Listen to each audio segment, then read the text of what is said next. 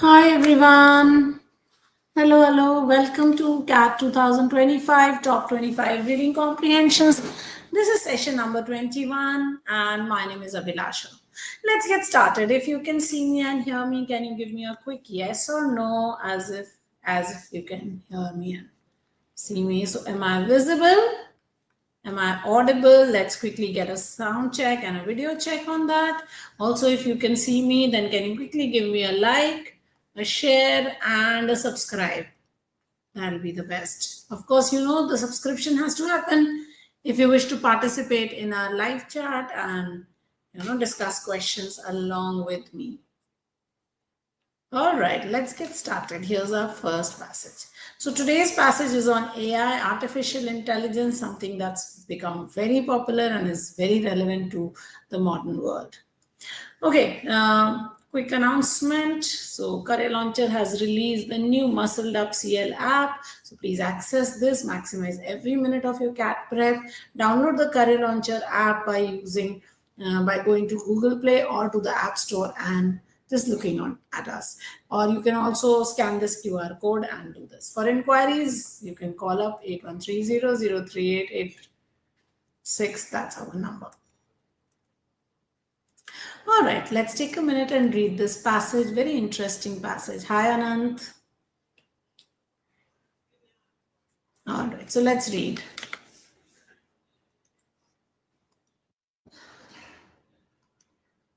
So, in the past year, AI has moved from being a niche technological curiosity to a dominant concern in global policy making. So, it's become a concern. It is something that we are worrying about.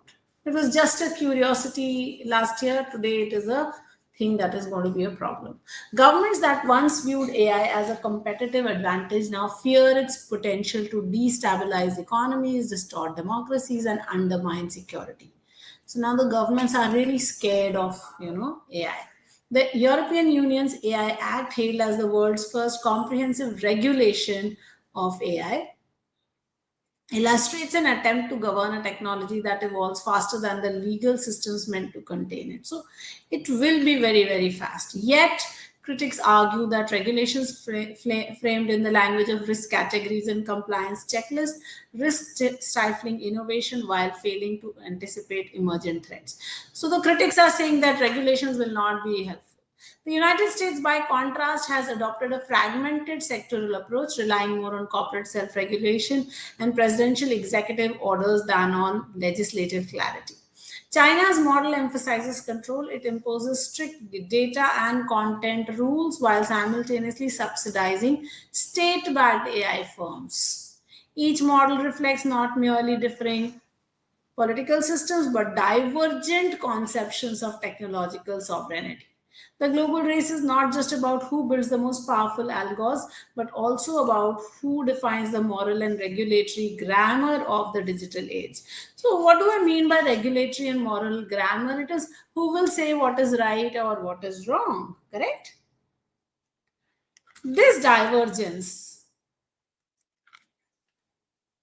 presents a serious challenge to international cooperation. Calls for a global AI governance framework similar to climate accords or nuclear treaties sounds appealing in theory, but countries differ sharply on what safe or ethical AI even means. So how do you define it? Moreover, enforcement across borders is practically impossible when data, computation, and algorithmic decision making operate in virtual domains unconstrained by geography. So, how are you going to control all of this? Ironically, while states posture means make fake attempts about AI safety, private corporations continue to advance capabilities that even their own researchers struggle to explain. So, they are also unable to explain. As a result, the power to shape human futures increasingly rests in unaccountable, privately held systems. So, who's going to decide what life will be is a private company or private companies that are simultaneously indispensable and opaque. So, you cannot do away with them, but you don't know anything about them. Whether the world's major powers can craft a cooperative model that reconciles national interest with global stability will determine whether AI becomes humanity's most empowering tool or its most sophisticated threat. So that's the fear. How are you going to treat it? Which way are you going to go with? Is it going to be empowering? Is it going to be sophisticated threat? All right, so here is your first question. What is the principal concern that is discussed throughout the passage? Is it the increasing dominance of private corporations? Is it the global struggle to ensure coherent regulation? Is it the moral uncertainty surrounding worldwide use of AI, or is it the ethical divisions emerging within the study of AI? Which of these is the correct answer, guys?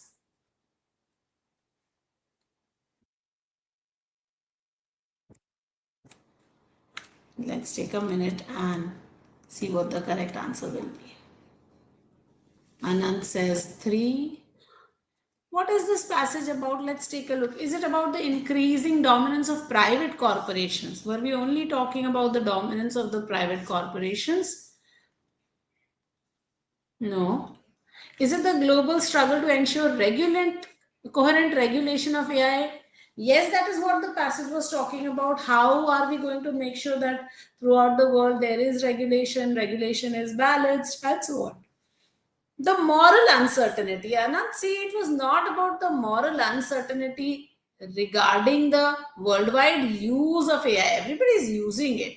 There is no moral uncertainty, but what the future will be is a problem. The ethical divisions emerging. So there are no ethical divisions emerging. That is not the prime concern. So the best answer here will be 2, global struggle to ensure coherent regulation of AI. All right. The author mentions the EU's AI Act mainly to highlight. So why does the author mention the EU's AI Act?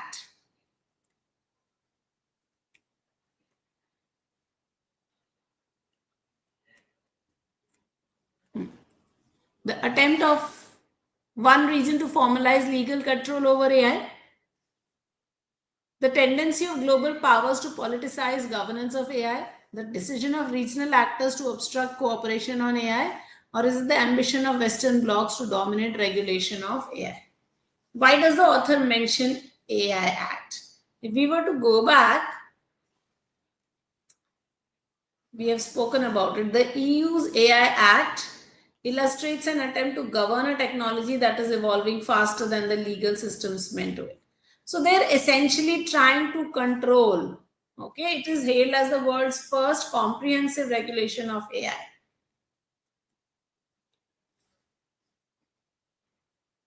So wouldn't it be the attempt of one region to try and formalize? Yeah, Anand, but the thing was, what was the passage about? It was about the how can you regulate it?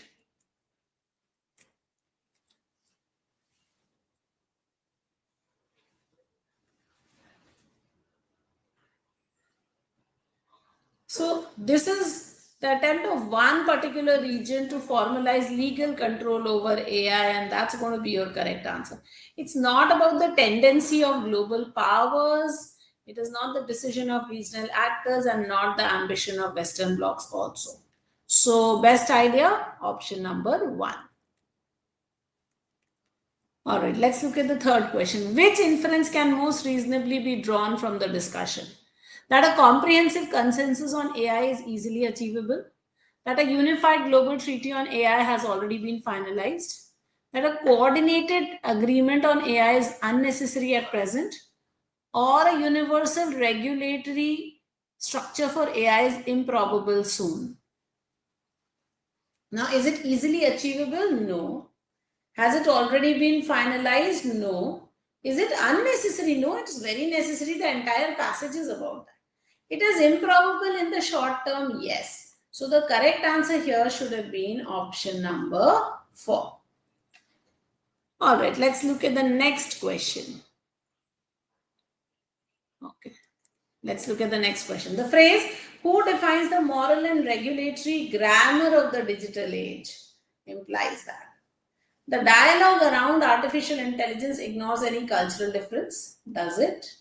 The framework for AI relies purely on linguistic devices, does it? The contest over AI reflects deeper ideological divisions, or the debate over AI concludes in universal consent. It doesn't conclude in universal consent. Does it ignore any cultural difference? No, we don't know. It relies purely on linguistic devices. No, it's an extreme option. So the best answer will be option number 3, that it reflects deeper ideological divisions, right? So therefore your answer is going to be option number 3. All right, that brings me to the end of my passage here today. Very quickly, 15,000 rupees only for CAT 2025 sprint, online classes, affordable prep, unmatched quality. You can pace up your CAT 2025 prep. Enroll now to do this. If you have any questions, you can ask me. If you have any inquiries, you can call here. You can also drop your questions into the chat box. Thank you so much, guys. I will see you on Friday, same time, same place. We'll do one more passage. All right. Remember to hit like, share, and subscribe, everyone.